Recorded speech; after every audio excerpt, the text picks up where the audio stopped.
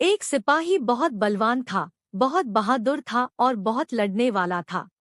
उसका घोड़ा भी वैसा ही बलवान, बहादुर और लड़ने का हौसला रखने वाला था। एक दिन सिपाही अपने लड़ने घोड़े पर बैठकर किसी पहाड़ी रास्ते से जा रहा था। अचानक घोड़े का पैर पत्थर से टकराया और उसकी नाल निकल गई। नाल निकल जाने से घोड़ा को बहुत कष्ट हुआ और वह लंगड़ाकर चलने लगा।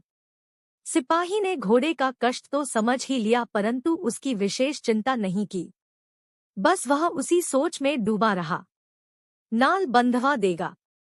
इस प्रकार आजकल के चक्कर में दिन निकलते गए और घोड़े का कष्ट दूर न हुआ। अचानक देश पर शत्रुओं ने आक्रमण कर दिया। राजा की ओर से सिपाही को आज्ञा मिली, बस चल फौरन पर।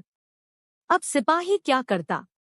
इतना समय ही कहा था कि जो घोड़े के पैर में नाल बंधवा पाता, परंतु लड़ाई पर तो जाना ही था, इसलिए वह उसी लंगड़ाते हुए घोड़े पर बैठा और दूसरे सिपाहियों के साथ चल पड़ा। दुर्भाग्यवश घोड़े के दूसरे पैर से भी नाल निकल गई।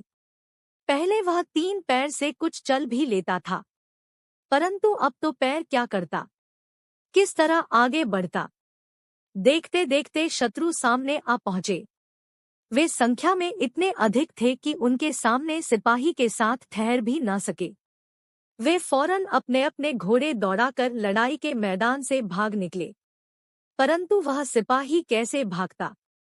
उनका लंगड़ा घोड़ा जहां का तहां खड़ा रह गया।